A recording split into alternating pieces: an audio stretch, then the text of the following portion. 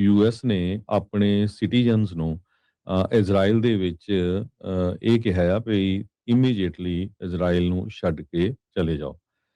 ਉਹਨਾਂ ਉੱਥੋਂ ਜਾਣ ਦੇ ਲਈ ਕਹਿ ਦਿੱਤਾ ਹੈਗਾ, ਸਿਰਫ ਅੰਬੈਸੀ ਸਟਾਫ ਤੋਂ ਬਿਨਾਂ, ਕਿਉਂਕਿ ਕਹਿੰਦੇ ਵੀ ਈਰਾਨ ਦੀ ਥ੍ਰੈਟ ਹੈਗੀ ਆ।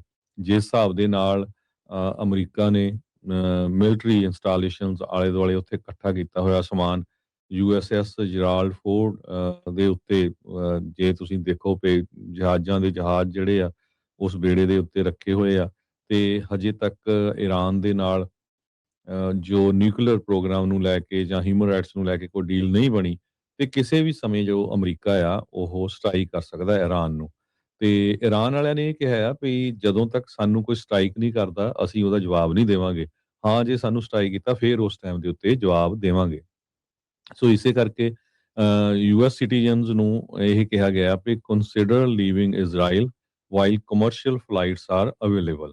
ਸੋ ਇਹ ਪਤਾ ਨਹੀਂ ਵੀ ਕਿਹੜੇ ਵੇਲੇ ਜਿਹੜੀਆਂ ਫਲਾਈਟਸ ਆ ਉਹ ਬੰਦ ਹੋ ਸਕਦੀਆਂ ਹੈਗੀਆਂ। ਡਿਪਾਰਟਮੈਂਟ ਆਫ ਸਟੇਟ ਨੇ ਇਹ ਐਡਵਾਈਜ਼ਰੀ ਜਾਰੀ ਕੀਤੀ ਆ, ਤੇ ਨਾਲ ਦੀ ਨਾਲ ਇਹ ਵੀ ਕਿਹਾ ਵੀ ਇਜ਼ਰਾਈਲ ਨੂੰ ਵਿਜ਼ਿਟ ਕਰਨਾ ਜਾਓ। ਸੋ ਜੇ ਕਿਸੇ ਨੇ ਵਿਜ਼ਿਟ ਕਰਨ ਜਾਣਾ ਆ ਤੇ ਉਹ ਆਪਣੀਆਂ ਜਿਹੜੀਆਂ ਪਲਾਨਸ ਆ ਉਹਨਾਂ ਨੂੰ ਉਹ ਕੈਂਸਲ ਕਰ ਲੈਣ। ਸੋ ਸਿਚੁਏਸ਼ਨ ਮਿਡਲ ਈਸਟ ਦੇ ਵਿੱਚ ਇਸ ਟਾਈਮ ਬਹੁਤ ਜ਼ਿਆਦਾ ਜੋ ਆ ਉਹ ਟੈਂਸ ਬਣੀ ਹੋਈ ਹੈਗੀ ਆ। ਡਿਪਾਰਟਮੈਂਟ ਆਫ ਸਟੇਟ ਜੋ ਆ ਉਹਨਾਂ ਨੇ ਵਾਰਨਿੰਗ ਦਿੱਤੀ ਹੈਗੀ ਆ ਯੂਐਸ ਐਮਬੈਸੀ ਸਟਾਫ ਨੂੰ ਵੀ। ਐਮਬੈਸਡਰ ਜੋ ਇਜ਼ਰਾਈਲ ਦੇ ਹੈਗੇ ਆ, ਯੂਐਸ ਦੇ ਐਮਬੈਸਡਰ ਇਜ਼ਰਾਈਲ 'ਚ ਆ ਮਾਈਕ ਹੱਕ ਵੀ, ਉਹਨਾਂ ਨੇ ਇਹ ਕਿਹਾ ਵੀ ਜਿਨ੍ਹਾਂ ਨੇ ਜਾਣਾ ਹੈ ਅੱਜ ਹੀ ਚਲੇ ਜਾਓ, ਡੂ ਸੋ ਟੁਡੇ। ਸੋ ਇੱਥੋਂ ਤੁਸੀਂ ਅੰਦਾਜ਼ਾ ਲਾ ਸਕਦੇ ਆ ਵੀ ਕਿਸੇ ਟਾਈਮ ਵੀ ਜੋ ਅਮਰੀਕਾ ਵੱਲੋਂ ਈਰਾਨ ਦੇ ਉੱਤੇ ਅਟੈਕ ਕੀਤਾ ਜਾ ਸਕਦਾ ਹੈਗਾ। ਜੀ ਬਿਲਕੁਲ। ਸੋ ਸਿਚੁਏਸ਼ਨ ਇਸ ਮੌਕੇ ਕਾਫੀ ਨਾਜ਼ੁਕ ਤਣਾਅਪੂਰਨ ਜਿਹੜੀ ਉਹ ਬਣੀ ਆ। ਉੱਦਾਂ ਕੱਲ ਇਹਨਾਂ ਦੀ ਹਰਜੋਤ ਸਿੰਘ ਦੀ ਮੀਟਿੰਗ ਹੋਈ ਸੀ ਜਨੇਵਾ ਦੇ ਵਿੱਚ, ਜਿੱਥੇ ਓਮਾਨ ਜਿਹੜਾ ਵਿਚੋਲਗਰੀ ਕਰ ਰਿਹਾ ਤੇ ਈਰਾਨ ਵਾਲੇ ਉਹਨਾਂ ਨੇ ਕਿਹਾ ਵੀ ਸੋਹਣੀ ਸਾਡੀ ਗੱਲਬਾਤ ਹੋਈ ਆ ਤੇ ਅਗਲੀ ਮੀਟਿੰਗ ਜਿਹੜੀ ਆ ਉਹ ਹੋਵੇਗੀ ਜਲਦ ਹੀ, ਤੇ ਕਈ ਚੀਜ਼ਾਂ ਦੇ ਉੱਤੇ ਡਿਫਰੈਂਸਿਸ ਆ ਤੇ ਕਈ ਚੀਜ਼ਾਂ ਦੇ ਉੱਤੇ ਰਾਏ ਜਿਹੜੀ ਉਹ ਬਣ ਰਹੀ ਹੈਗੀ ਆ। ਅਮਰੀਕਾ ਦੇ ਵਿੱਚ ਇੱਕ ਅਜਿਹੀ ਲੌਬੀ ਵੀ ਹੈਗੀ ਆ ਜੋ ਈਰਾਨ ਦੇ ਨਾਲ ਲੜਾਈ ਨਹੀਂ ਲੜਨਾ ਚਾਹੁੰਦੀ। ਅਮਰੀਕਾ ਦੇ ਵਿੱਚ ਇੱਕ ਪੱਕਾ ਜਨਰੇਸ਼ਨਲ ਸ਼ਿਫਟ ਆ ਚੁੱਕਾ ਆ ਇਜ਼ਰਾਈਲ ਦੀ ਜਿਹੜੀ ਆ ਉਹ ਭੂਮਿਕਾ ਨੂੰ ਜਿਹੜਾ ਉਹ ਲੈ ਕੇ, ਸਪੋਰਟ ਨੂੰ ਲੈ ਕੇ। ਬਿਲਕੁਲ। ਸੋ ਇਜ਼ਰਾਈਲ ਅਮਰੀਕਾ ਨੂੰ ਕੰਟਰੋਲ ਕਰਦਾ ਆ, ਇੱਥੋਂ ਦੇ ਪੋਲੀਟੀਸ਼ੀਅਨਸ ਨੂੰ ਕੰਟਰੋਲ ਕਰਦਾ ਆ। ਇਹ ਗੱਲ ਜਿਹੜੀ ਆ ਖਾਸ ਕਰਕੇ ਮਾਗਾ ਦਾ ਜਿਹੜਾ ਕੁਛ ਬੇਸ ਆ ਉਸ ਨੂੰ ਨਹੀਂ ਪਚ ਰਹੀ ਹੈਗੀ।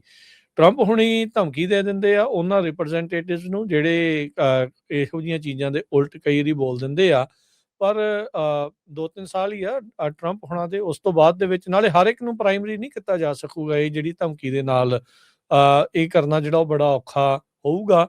ਸੋ ਇਜ਼ਰਾਈਲ ਇਸ ਟਾਈਮ ਤਾਂ ਹੀ ਬਹੁਤ ਕਾਹਲਾ ਆ ਵੀ ਕਿਸੇ ਨਾ ਕਿਸੇ ਤਰੀਕੇ ਟਰੰਪ ਹੋਣਾ ਦੇ ਇਸ ਕਾਰਜਕਾਲ ਦੇ ਵਿੱਚ ਈਰਾਨ ਦੇ ਉੱਤੇ ਹਮਲਾ ਕਰਵਾ ਦਈਏ, ਲੜਾਈ ਜਿਹੜੀ ਆ ਉਹ ਉੱਥੇ ਛੇੜ ਦਈਏ।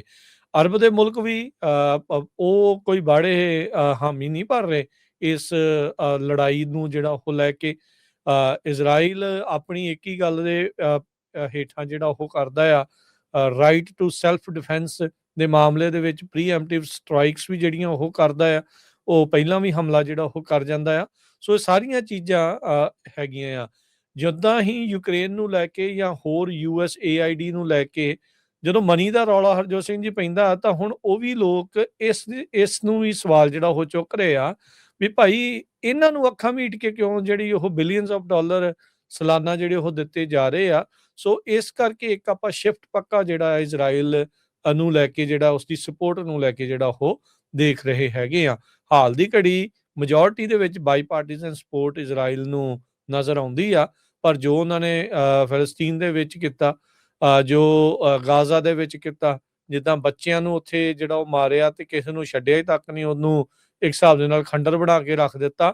ਕਈ ਲੋਕਾਂ ਨੂੰ ਉਹ ਵੀ ਗੱਲਾਂ ਜਿਹੜੀਆਂ ਉਹ ਹਜਮ ਨਹੀਂ ਜਿਹੜੀਆਂ ਉਹ ਹੋ ਰਹੀਆਂ ਤੇ ਹੋਣੀਆਂ ਵੀ ਨਹੀਂ ਚਾਹੀਦੀਆਂ, ਵੀ ਜੋ ਇੱਕ ਜੈਨੋਸਾਈਡ ਦੇ ਤੌਰ ਦੇ ਉੱਤੇ ਜਿਸ ਨੂੰ ਦੇਖਿਆ ਜਾ ਰਿਹਾ ਆ। ਦੁਨੀਆ ਦੇ ਵੱਡੇ ਵੱਡੇ ਆਰਗੇਨਾਈਜੇਸ਼ਨਾਂ ਨੇ ਉਸ ਨੂੰ ਜੈਨੋਸਾਈਡ ਕਰਾਰ ਦੇ ਦਿੱਤਾ ਆ।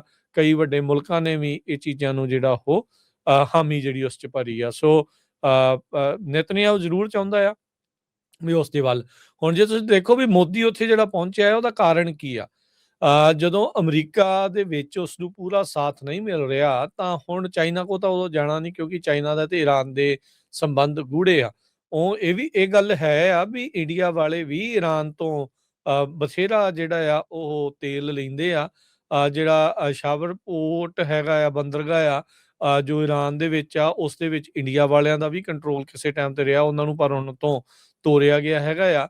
ਸੋ ਇੰਡੀਆ ਦਾ ਮੋਦੀ ਜਿਹੜਾ ਉੱਥੇ ਜਦੋਂ ਜਾਂਦਾ ਆ ਤੇ ਉਹ ਵੀ ਹਾਸੋਹੀਣੀਆਂ ਗੱਲਾਂ ਜਿਹੜੀਆਂ ਉਹ ਕਰ ਦਿੰਦਾ, ਕਹਿੰਦਾ ਵੀ ਇਜ਼ਰਾਈਲ ਪਿਓ ਆ ਤੇ ਇੰਡੀਆ ਮਾਂ ਆ। ਲੋਕਾਂ ਨੇ ਚੰਗਾ ਇਸ ਦਾ ਮਜ਼ਾਕ ਵੀ ਉਹ ਗੱਲ ਦਾ ਜਿਹੜਾ ਉਹ ਬਣਾਇਆ। ਕੱਲ ਹੋਲੋਕਾਸਟ ਮੈਮੋਰੀਅਲ ਦੇ ਵਿੱਚ ਜਦ ਨੇਤਨਿਆਹੂ ਮੋਦੀ ਨੂੰ ਲੈ ਕੇ ਗਿਆ ਤੇ ਜਿਹੜੀ ਇਟਰਨਲ ਫਲੇਮ ਉੱਥੇ ਚਲਾਈ ਹੋਈ ਆ ਉਹਨਾਂ ਪੀੜਤਾਂ ਦੀ ਯਾਦ ਦੇ ਵਿੱਚ, ਮੋਦੀ ਹੁਣੀ ਉਸ ਨੂੰ ਜਿਹੜਾ ਉਹ ਮੱਥਾ ਟੇਕਣ ਲੱਗ ਗਏ ਤੇ ਪਿੱਛੇ ਜਿਹੜੇ ਭਾਵ ਆ ਉਹਨਾਂ ਦੇ ਰੰਗ ਰੂੰਗ ਜਿਹੜੇ ਹੋਰ ਤਰ੍ਹਾਂ ਦੇ ਉੱਡੇ ਵੀ ਇਹ ਕੀ ਜਿਹੜਾ ਇੱਕ ਪ੍ਰਧਾਨ ਮੰਤਰੀ ਜਿਹੜਾ ਉਹ ਕਰ ਰਿਹਾ। ਪਰ ਓਵਰਆਲ ਬਾਟਮ ਲਾਈਨ ਇਹਦੇ ਵਿੱਚ ਇਹ ਆ ਵੀ ਇਜ਼ਰਾਈਲ ਵਾਲੇ ਹੁਣ ਅਮਰੀਕਾ ਤੋਂ ਬਾਅਦ ਦੇ ਵਿੱਚ ਉਹਨਾਂ ਮੁਲਕਾਂ ਦੇ ਨਜ਼ਦੀਕ ਜਾਣ ਦੀ ਕੋਸ਼ਿਸ਼ ਕਰ ਰਹੇ ਆ ਵੀ ਇੰਟਰਨੈਸ਼ਨਲ ਸਪੋਰਟ ਜਿਹੜੀ ਉਹ ਬਣੇ, ਤੇ ਮੋਦੀ ਨੇ ਉਹ ਚੀਜ਼ ਜਿਹੜੀ ਉਹ ਕੀਤੀ ਆ। ਸੋ ਮਾਈਨੋਰਟੀਜ਼ ਤੇ ਧੱਕਾ ਕਰਨ ਵਾਲੇ ਆਪਸ ਦੇ ਵਿੱਚ ਜਿਹੜੇ ਉਹ ਹਾਲ ਦੀ ਘੜੀ ਉੱਥੇ ਮਿਲੇ ਹੋਏ ਜਿਹੜੇ ਉਹ ਨਜ਼ਰ ਆ ਰਹੇ ਆ। ਪਰ ਅਮਰੀਕਾ ਦੇ ਵਿੱਚ ਮੈਜੋਰਿਟੀ ਲੋਕ 5 ਚੋਂ 4 ਜਣੇ ਲੜਾਈ ਨਹੀਂ ਚਾਹੁੰਦੇ। ਜਿਹੜੇ ਲੇਟੈਸਟ ਸਰਵੇ ਆ ਰਹੇ ਆ, ਸਿਰਫ 5 ਚੋਂ 1 ਜਣਾ ਕਹਿੰਦਾ ਵੀ ਇਰਾਨ ਦੇ ਉੱਤੇ ਹਮਲਾ ਕਰ ਦੇਣਾ ਚਾਹੀਦਾ, ਜੋ ਕਿ 20% ਆ। ਮੈਜੋਰਿਟੀ ਅਮਰੀਕਨ ਪਾਪੂਲੇਸ਼ਨ ਇਸ ਟਾਈਮ ਇਰਾਨ ਦੇ ਉੱਤੇ ਹਮਲੇ ਦੇ ਉਲਟ ਆ, ਪਰ ਮਾਹੌਲ ਉਸ ਪਾਸੇ ਵੱਲ ਨੂੰ, ਅਫਸੋਸ ਦੇ ਨਾਲ ਵੀ ਉਸ ਪਾਸੇ ਵੱਲ ਨੂੰ ਹੀ ਵੱਧ ਰਿਹਾ ਹੈਗਾ ਆ।